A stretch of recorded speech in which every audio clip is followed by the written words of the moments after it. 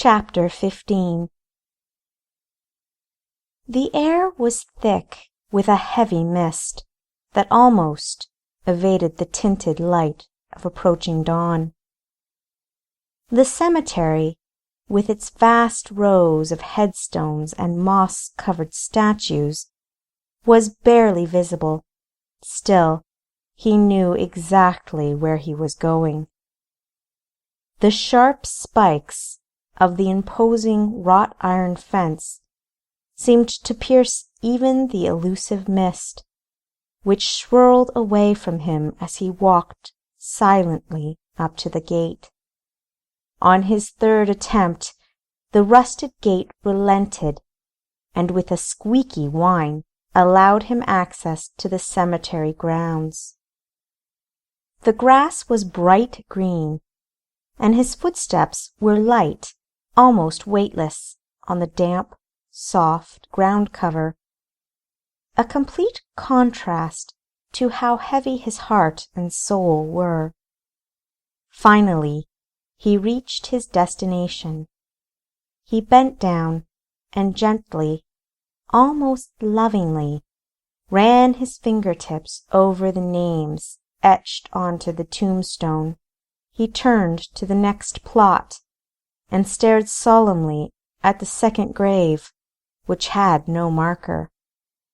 He'd paid for the funeral expenses out of his own pocket, consequently draining his life's savings, and still he could only afford a single tombstone. He felt it was the least he could do. After all, it was his betrayal that had ultimately led to their deaths.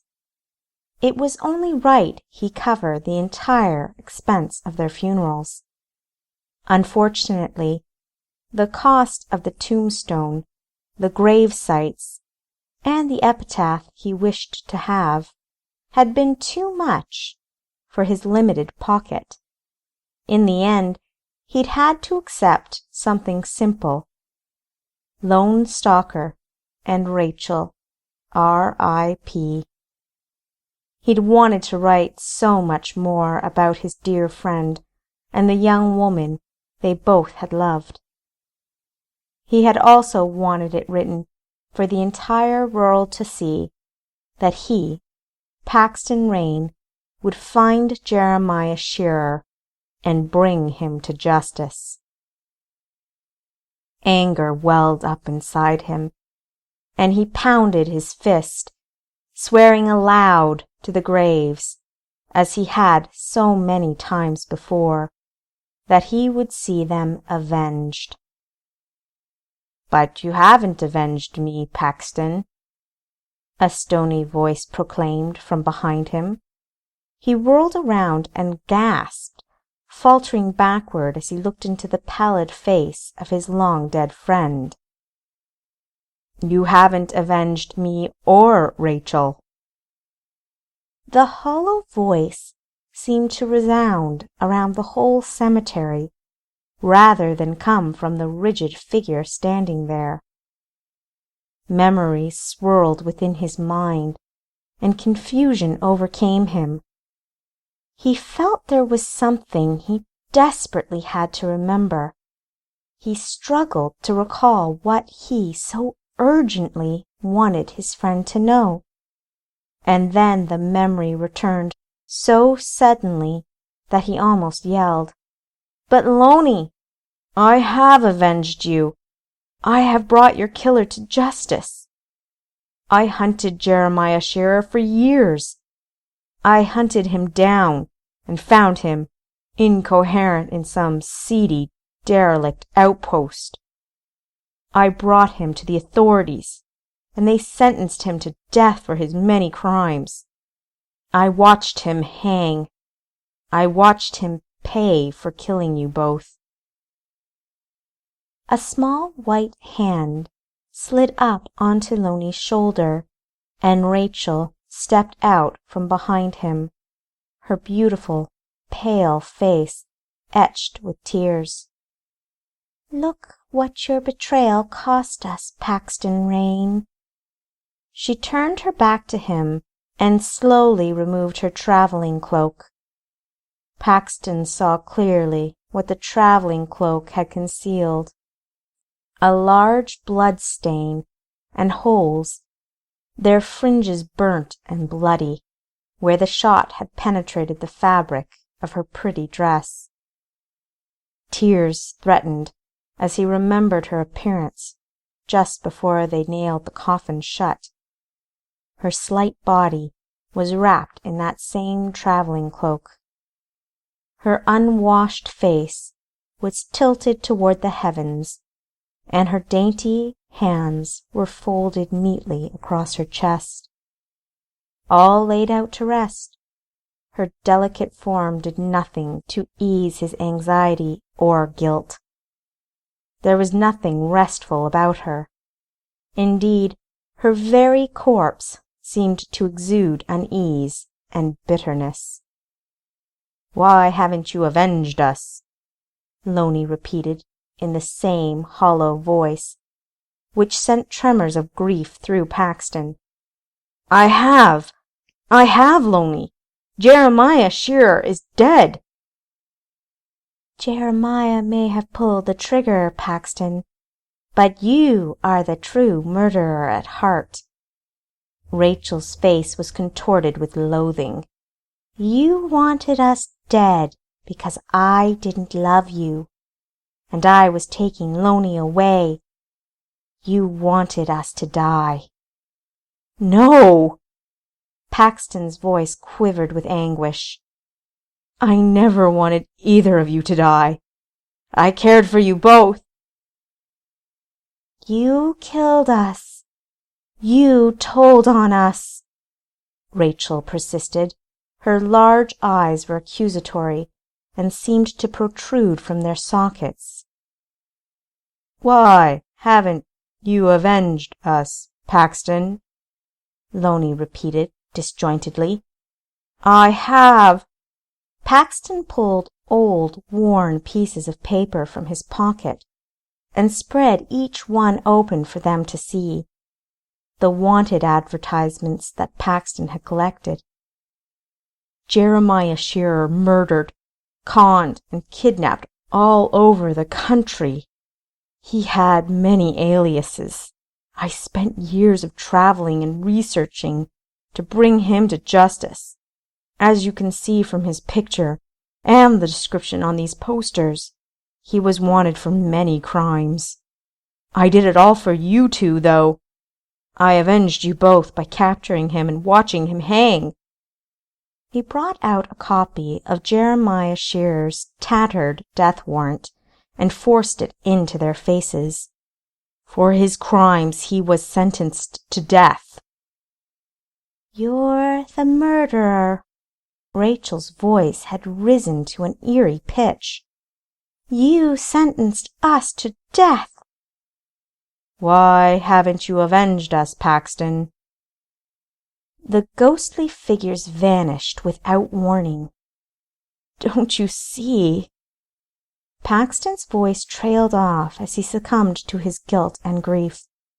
Suddenly, his body was seized by unseen hands, and he felt as though he was being forced toward the ground. To his horror, he realized there was a gaping hole in the earth, and he was being drawn into it. He could not move. His body was being completely controlled by some invisible entity. All he could do was claw at the ground in dread. Then he heard an almost deafening voice declare, "You must pay the price for our deaths. You are the murderer." "No," he groaned over and over again as the hands yanked and dragged him down. "Paxton!" His eyes flashed open, and as his vision adjusted, the reality that he'd just been dreaming dawned on him. Elizabeth, obviously alarmed, was shaking him and pleading with him to wake up. He touched her hand, noting the sticky sweat which clung to his skin, and said shakily, I'm awake. He shook himself, trying to regain his composure. Glancing at Elizabeth, he saw the concern on her face and explained, "I guess I'm being forced to remember the demons from my past, as well as to remember the events of it." "How did you escape being hung for the murders of Loney and Rachel?" she asked. "I'm sorry, I just have to know. You cried their names over and over again, and called yourself a murderer." He sat up and ran a hand through his damp hair. "I understand. It is an intriguing story if you didn't have to live through it." Paxton closed his eyes tightly as an image of Shearer leaning out the window with the shotgun invaded his mind. "Lucky for me, there were several witnesses who saw Jeremiah Shearer at the window, especially after the second shot. I suppose he'd hoped no one would identify where the shot had originated, and hence would not know where to look. Or perhaps he believed everyone would be too distracted by the bloody bodies lying in the street. Fortunately for me, as soon as they saw me in custody, the ladies that had seen what really happened told the sheriff I was not the shooter. The sheriff, overwhelmed by evidence contrary to my being involved in the murder, let me go with no hesitation. Our sheriff was a good, intelligent man, and he was devoted to his job. I suppose he intuitively sensed my closeness with the victims, and my own guilt at the events that transpired, because he kept me up to date on all the developments he had on Jeremiah Shearer. It was through him that I met Jack Strom. In actuality, the three of us worked together and collected a lot of information on the villain. Shearer turned out to be a devious and notorious outlaw, known by several aliases, and with a record of misdeeds longer than my arm. His most common ruse was to pose as a rich investor, or the like, in need of a new home and new opportunities. He would bide his time while building up a good reputation and eventually winning the trust of the locals. The details always varied, but ultimately he'd swindle almost every last dime from the people, and then disappear. Through some luck, I discovered he'd found Rachel Winsome when she was 14 years old. Her parents had died of typhoid fever, and she was orphaned with no living relatives. He took her in, not out of the goodness of his heart, I'm sure, but because he thought having a sweet, beautiful daughter would give his facade a beneficial angle. I hazard a guess he grew to like her in his own way, and shared his secrets with her, probably hoping she would follow in his footsteps. Then, when Rachel threatened to leave with Loney, Shearer feared she would, or had already, betrayed his secrets, and so he killed her. If I am correct, he killed Loney out of the same fear. I'm sure there was probably some spite and jealousy involved, too. You mean he'd fallen in love with Rachel as well? No, I don't think so, though he may have had a hidden agenda. When I say jealousy, I don't mean a lover's jealousy, but a wicked, possessive man's jealousy. My studies of Shearer led me to realize he was the type of man to resent anyone who could take something he considered his property, and he definitely believed Rachel belonged to him. I became a bounty hunter then, and I eventually found Shearer and brought him to justice. I see. Elizabeth folded her arms as a chill ran over her body. How like her own nemesis this Shearer sounded. This Shearer has a lot in common with Maxwell Stanton. Yes, perhaps that's the reason for all of these memories. I sometimes feel just as helpless as I did then. But you overcame Shearer. You can overcome Maxwell. I don't know, Lizzie. Unlike Maxwell, Shearer was a wanted man. Eventually, he'd become too indiscreet a con man. And after he had committed murder, every lawman in the country was looking for him. But you found him. You were the man to bring him to justice. That's something, Pax. Elizabeth joggled his hand passionately, as if to persuade him this was the most positive contribution he could have made under the circumstances. Paxton nodded, feeling exhaustion overwhelming him. It had finally clicked as to why he was feeling all of this guilt. As much as I made out that vengeance was my reason for chasing Shearer, I didn't bring Shearer in because he'd killed my friends, he admitted slowly, but because I wanted to stop him from killing or hurting anyone else. I also wanted to stop his cycle of crime. And then, after all my work, watching him hang didn't give me any sense of satisfaction or justice. Only a kind of emptiness. What kind of man am I that I would feel that way at the demise of a man who had slaughtered two of my dearest friends?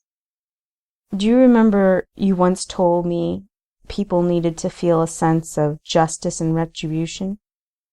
Elizabeth nodded mutely. I have never felt that, only grief. I feel grief for the criminals who might have been something different if they'd had better opportunities in their lives. Many of them were children when they turned to their lives of crime. And why? Because their parents neglected them or had died, and they were forced to find a way to fend for themselves. Or, like Jeremiah Shearer, they saw the rich getting richer while doing nothing, and got tired of working so hard and seeing no benefits. They wanted an easier way. Elizabeth, there is so much wrong with the world. I felt that I was helping by stopping the cycle of crime, of demonstrating to other would-be criminals that the consequences were severe, but I've never felt justice. Elizabeth smiled slightly. You are so compassionate, Paxton. And that is hardly something to be ashamed of. You realized Shearer dying would not bring Loney or Rachel back, and I have no doubt that realization contributed to the sorrow you felt that day, too. She patted his cheek affectionately, and then her voice became more insistent. But you need to understand that some people choose to be wicked no matter what. There are people out there who've had every opportunity and still turn to lives of crime or wrongdoing.